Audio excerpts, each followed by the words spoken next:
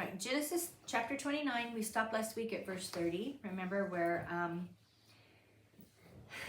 we said that Jacob loved Rachel more than Leah. Now, the one thing I failed to mention, which probably didn't need mentioning, but have you ever thought about this? He completed his week with Leah, right? Mm-hmm. I mean, he left and then came back, right? Because he went to Leban. I mean, that in and of itself was whatever. Could you imagine, though, the other 6 days, knowing that he's not happy to be here? And then Leah's discarded. Yeah. And he spends a week with Rachel. Here's Leah. She's just newly married. And 7 days. Silence. My heart goes out to Man, Leah. I'm just saying. My heart goes out to Leah. Okay, verse 31. What a way to start a reading, right? Okay, well, but you know, do we really stop and think about these kind of things? These are real life people. Okay, Right. So that came alive to me when I read it again. Yes. How can it not? These are real life. I mean, okay, you guys, it might be tough for you guys, but for us women, to put ourselves in that place, to know that you're not, first of all, I know that I'm standing here being married to him under this chuppah, and yet he's thinking that I'm Rachel. And then the next morning when he realizes that I'm not, and he leaves, Leah, you know, So she deceived him because Dad. Dad. She's under Dad's authority. Okay? So, yeah. But then he comes back and finishes his week with her. And if I'm speechless, wow, is all, I mean, wow. And then, okay, week's up. And you just set aside. Yeah.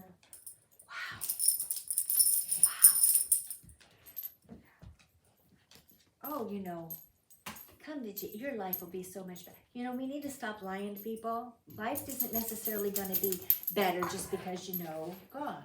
Right. It will be peaceful. It will be secure. Okay? There's a difference. But to think, oh, everything's going to go smooth, you won't have any troubles. You don't learn without trouble. Okay?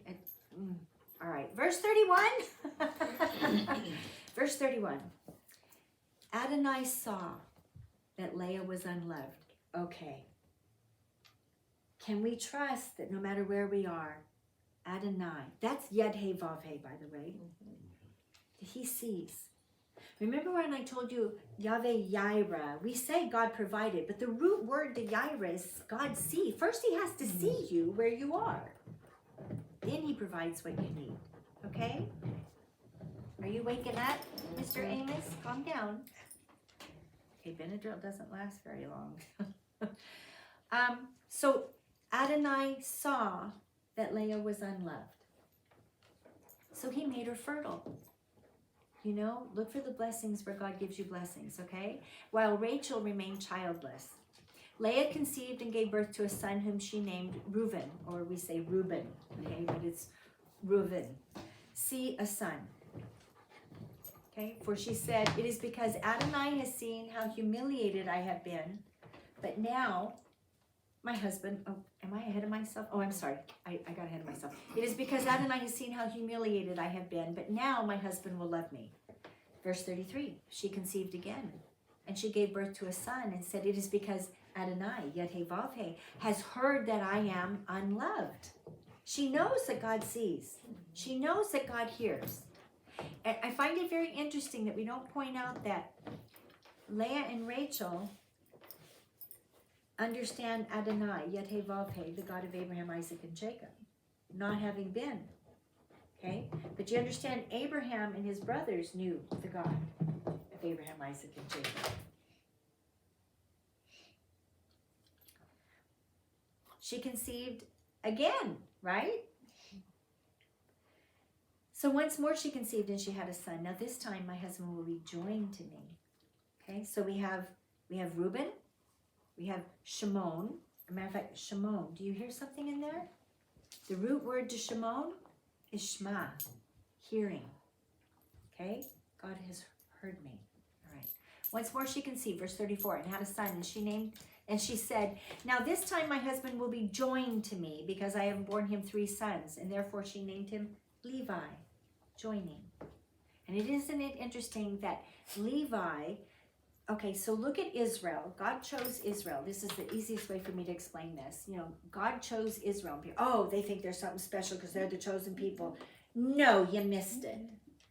God chose Israel so that the world would look to Israel. Why? God chose Levi as his relationship so that Israel would look to Levi as a relationship. God chose Israel so that the world looks to Israel as a relationship. Do you understand? Because through Israel, we learn all these stories. We learn about the God who sees, the God who hears. We hear about God who heals, the God who is faithful, the God who isn't a man that doesn't lie. It's through their trials, through their testings, through their things that we learn who God is. That's why they're chosen. Sometimes maybe you don't want to be the one that's chosen because you're the example. You're in the hot seat. You're under the spotlight. That puts a different light on being chosen, doesn't it?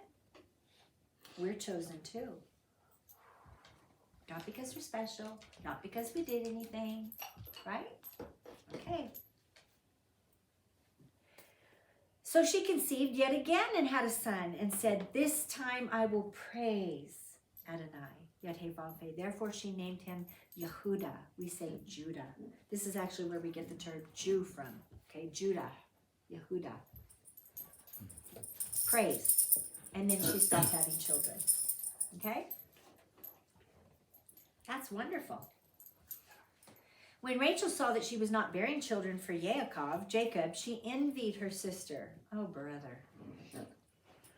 I'm not even going to go there. Yeah. And said to Jacob, now remember, he loves Rachel. Right? Give me children or I will die. And this made Jacob, angry at Rachel. Whoa. And he answered, am I in God's place? He's the one who's denying you children. And she said, here is my maid Bilhah. As if 2 wives that were sisters that are jealous and already have contention wasn't bad enough. Let's throw in another woman. Okay. We women all here get along. It's wonderful, but wait, there's more. Yeah, wait, there's more. Oh, wait, there's more. Oh, yeah, it gets better. It gets better. So here's my maid Bilhah. Go sleep with her and let her give birth to a child that will be laid on my knees, so that through her I too can build a family. I don't think people really stop and look at what they're reading here. Okay, let me go on. So she gave him Bilhah, her slave girl, as his wife. She's a lesser wife though, okay? Mm-hmm. All right. And Yaakov went in and slept with her, and Bilhah conceived and bore Yaakov a son. And Rachel said, wait a minute. Oh, I'm getting ahead of myself.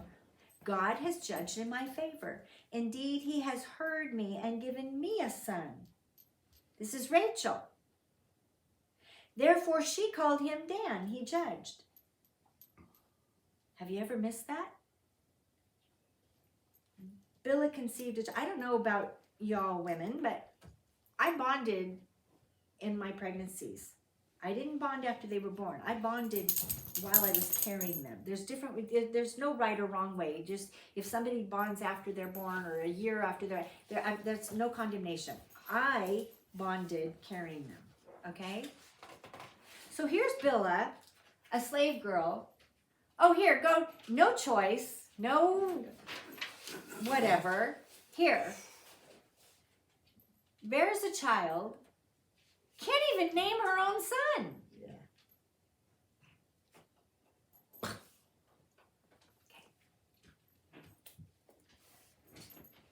Bilhah, Rachel's slave girl, conceived again and bore Yaakov a second son. This would be his 6th. son. Rachel said, I have wrestled mightily with my sister and won, and called him Naphtali, my wrestling. Again, Bilhah has no say. But if she's a wife, she's a lesser wife. She's still a slave girl.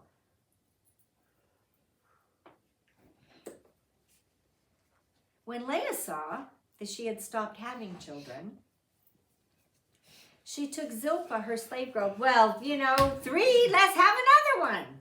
Her slave girl, and she gave her to Yaakov as his wife. Zilpah, Leah's slave girl, bore Yaakov a son. This would be the 7th. And Leah said,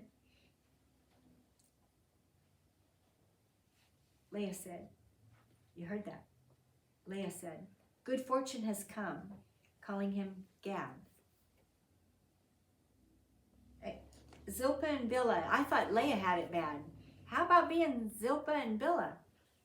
Your servants and wives and your bottom of the totem pole. Okay. Leah means weary. Okay? Isn't that an interesting concept? Leah means weary. That would wear on you, not being loved. It would. I'm sorry, but it would. I was married 5 days shy of 29 years. And it was not a loving marriage. There was no love. Okay? There was no love. My heart goes out to Leah. There was no love. And I bore 5 children. Reuben, or Reuven, okay? Behold, look, see, a son. Shimon, heard.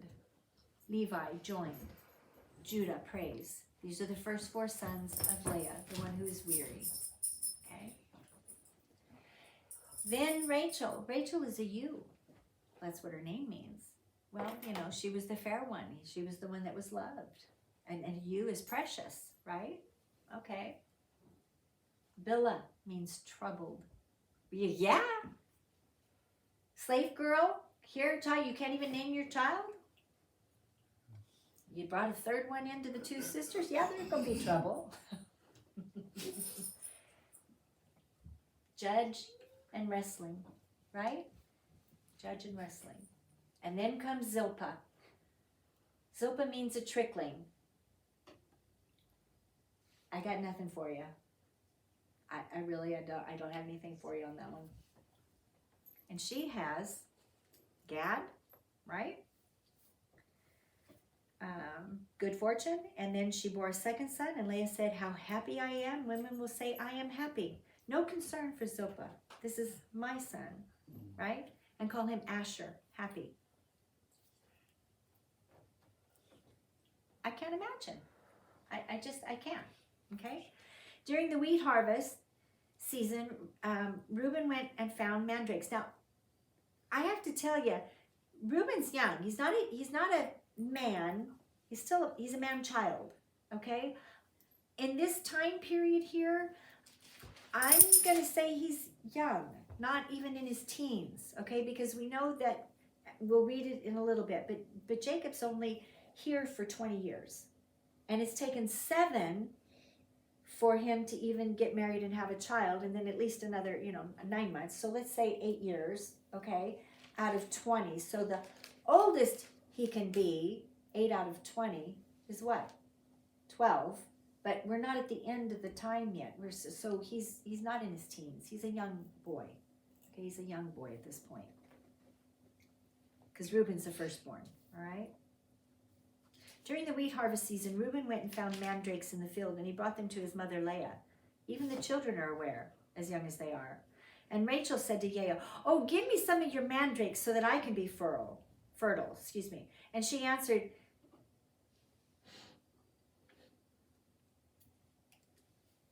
isn't it enough that you've taken my husband away from me? Aren't you content that you've got my husband? She's the first wife. Yeah. Isn't it enough? You want this too? Wow. Did you hear the animosity? Did you hear the? Maybe she didn't say with animosity, but I don't know. I mean, isn't it enough that you've taken away my husband? Do you have to take away my son's mandrakes too? And Rachel said, very well. In exchange for your son's mandrakes, you sleep with him tonight. Where's Jacob? Okay, anyway. I mean, who needs a romance novel? When Yaakov came in from the field in the evening, Leah went out to meet him, and she says, you have to. I'm sorry. You have to come sleep with me because I've hired you. I paid for you. I'm the first wife, but I bought you. I bought you for the night. With my son's mandrakes. So Yaakov slept with her that night, and God listened to Leah, and she conceived, and she bore Yaakov a fifth son. Her fifth son, but not the fifth son. Yeah. Okay. Leah said, God has given me my hire because I gave my slave girl to my husband. So she called him Issachar, hire, reward. Wow. Then Leah conceived again and bore a sixth son to Yaakov. And she said, God has given me a wonderful gift. Now at last my husband will live with me. There's a lot in there, right? Because Rachel says, well, give me your mandrakes. Isn't it bad enough you have my husband? He stays with you. He lives with you. Well, you take him tonight. You're right. Oh, you got to come to my tent tonight. So you understand. There's a lot going on here. Now at last my husband will live with me, since I have borne him 6 sons. And she called his name Zebulun, or Zebulun is what we say, living together. And then after this she gave birth to a daughter and named her Dinah. And Dinah, oops, did I miss Dinah? There it is, sorry. Controversy over rights. The Strongs, now sometimes you'll look things up in the Strongs. You have to have a dictionary and the Strongs, okay? Because there's dictionary meanings and there's Strongs implications. So Strong's says judgment, whereas the meaning here given in scripture and dictionary would be controversy over rights, which is a form of God made a judgment, okay? That's where we get that. Does that make sense? Okay. Then God took note of Rachel, heeded her prayer, and made her fertile. And she conceived and had a son. And she said, God has taken away my disgrace. And she called him Yosef. May he add, saying, may Adonai add to me another son. Or the Strong says, Yadhevafe, it says Adonai, it says Jehovah. But Adonai has added. Okay, may he add. And then that's it. Now we have 11 sons and a daughter. Okay? And that's all we have moving forward. Not 12, 11. Okay? 11.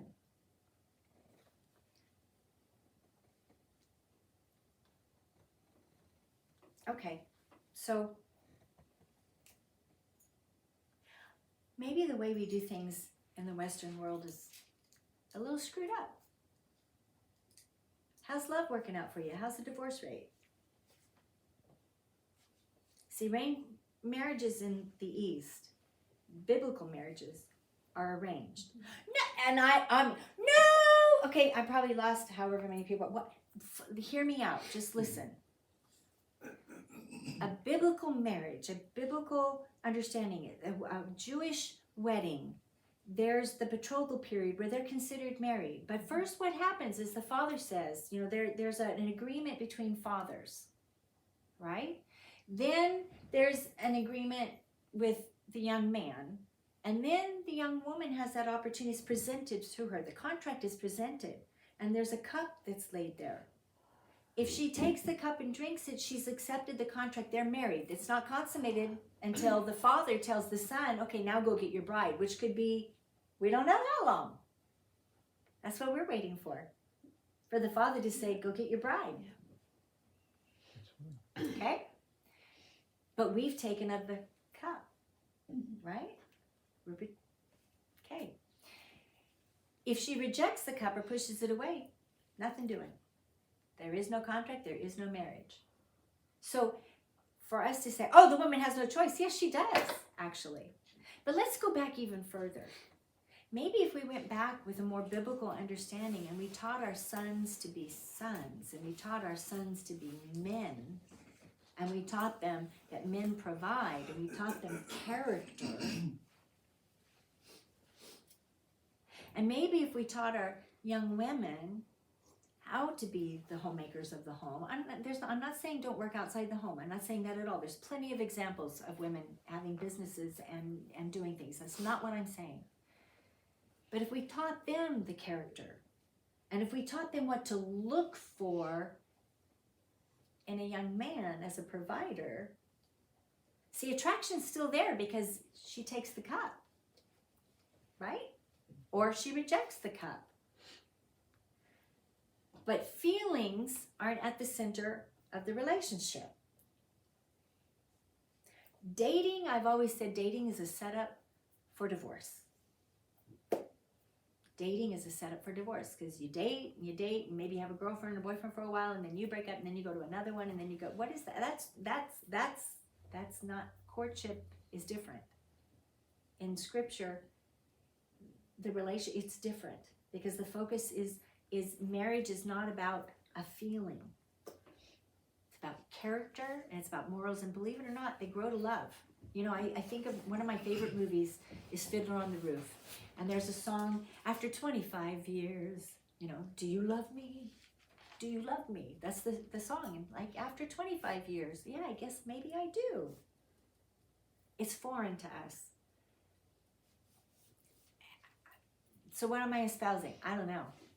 Other than maybe looking at character, maybe training our young men to be men and our young women to be women, and to look at character. And so when you're going into a relationship, don't go with a heart flutter, go with character. Is this one going to be trustworthy? Does he tell the truth? Is he a hard worker? Does he give his best? Maybe he does. Maybe it's a janitor. I don't care. My father was brilliant. I mean, brilliant, off the charts, brilliant father. And he was a janitor. That's what he was supposed to do. He went to Bible college. He knew, I mean, he could quote the whole Bible in the King James Version, nonetheless. He was the most humble individual I ever knew. Smart man, but couldn't put things together, okay? Because that portion was like, Sherry, come do this, okay, right? It doesn't matter what the job, it's the character. And if we would teach character, right? I mean,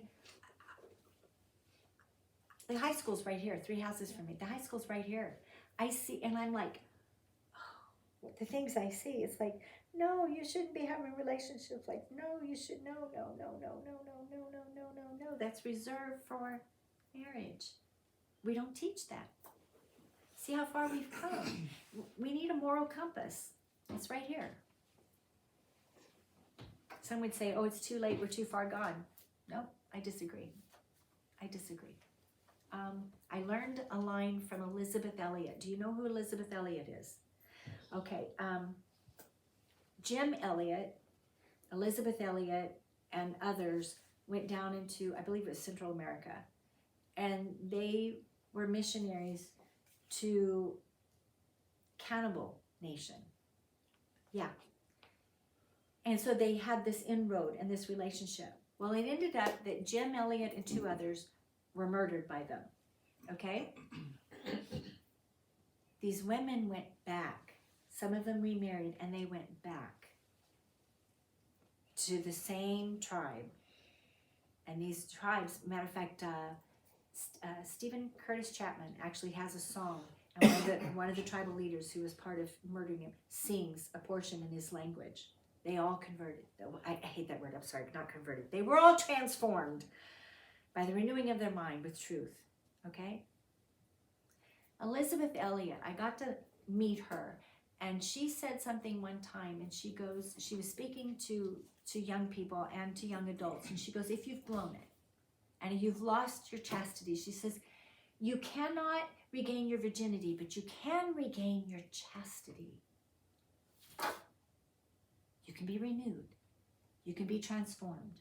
And from this day forward, you can do it right. There's always hope. There's always hope. Okay? this is here. You know, we are talking in Proverbs, wisdom. There's wisdom here. So instead of saying, oh, I'm glad we don't live in the time where we have prearranged marriages anymore, maybe we should look at the root of it. Training character. Okay? I'm not saying go to that. I'm just saying let's train our children to look for character. Let's train what marriage is really all about. Marriage is about procreating family. Marriage is about a unity and a body glorifying God. Okay? That's what marriage is about. The enemy, remember, he comes to steal, kill, and destroy. He will distract. He will divert. He will try to twist and malign and make it something it's not. Okay? Because our way obviously isn't working. Phew, how'd we get on that one? How'd we get there? What verse am I on now? Oh, I think 25. After Rachel had given birth to Joseph, Yaakov said to Levan, his father-in-law, Rebekah's brother, send me on my way so I can return to my own place, to my own country. Let me take my wives for whom I have served you and my children, and let me go. See, this is probably the end now of 14 years, 7 and 7, right? So that would make Reuben about 6, right? Roughly, okay? So when I said he was a little boy, I meant he was a little boy, okay? You know very well, so this is Jacob to Leban. You know very well how faithfully I have served you. And Levan answered him, if you regard me favorably, then please listen. I have observed the signs that Adonai has blessed me on account of you. Name your wages, he said, and I will pay them. In other words, don't leave yet. Don't stay with me, right? Okay, I want to show you this verse. So, again, the complete Jewish Bible, Levan answered him and said, if you regard me favorably, then listen, I have observed the signs that Adonai has blessed me on account of you. In the English Standard Version and other versions, you're going to get a different word. So sometimes if you're going to use different Bibles to study, if you're studying, use more than one version, or you use, the Strongs, or use Blue Letter Bible, or use a dictionary to look the meanings of words up, because one word can throw you off, okay? But Leban said to him, if I have found favor in your sight, if you regard me favorably, if I have found favor in your sight, it lines up. I have learned by divination. What? I have learned by divination that the Lord has blessed me because of you. That kind of gives it a different understanding. My brain, divination isn't a good thing. To practice divination, or to observe signs, or to learn by experience. Where do we get that? Yada, knowledge. Okay?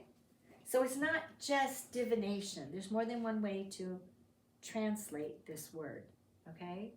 We know that if we continued, he says, if you regard me, I have observed the signs that Adonai has blessed me on account of you. It fits, right? Divination really doesn't. Using divination as in something outside of God, foreign gods, divination, EBGB, hoodoo, voodoo, whatever. I don't believe that's indicated here, okay? I have observed the signs that Adonai has blessed me because of you. We see that again later with Joseph. Everywhere Joseph goes, right? His first master is blessed because of him. The prison that he's thrown into is blessed because of him. The Pharaoh that he serves under is blessed because of, you see what I'm saying? And then his family is blessed because of him. Okay? All right. I am blessed on your account. He said, I will pay them your wages. Okay? And that probably is a good place to stop today. But let it be said of us.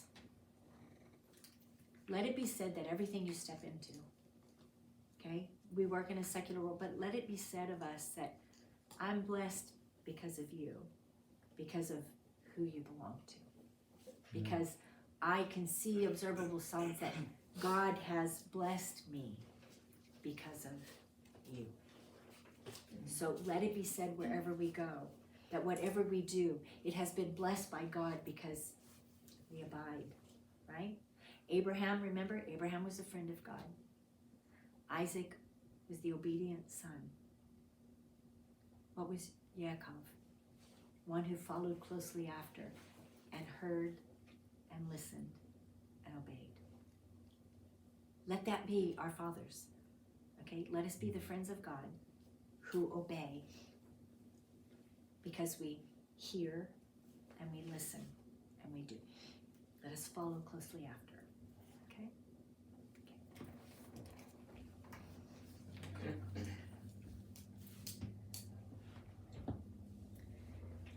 V'yarekeka Adonai v'yashmerecha Yair panav elecha v'yihunecha Yisei Adonai panav elecha v'yihunecha V'yesh lemcha shalom V'yesh lemcha shalom. May the Lord bless and keep you. May his face and his grace shine upon you. May he lift up his countenance upon you and give you peace, and give you peace.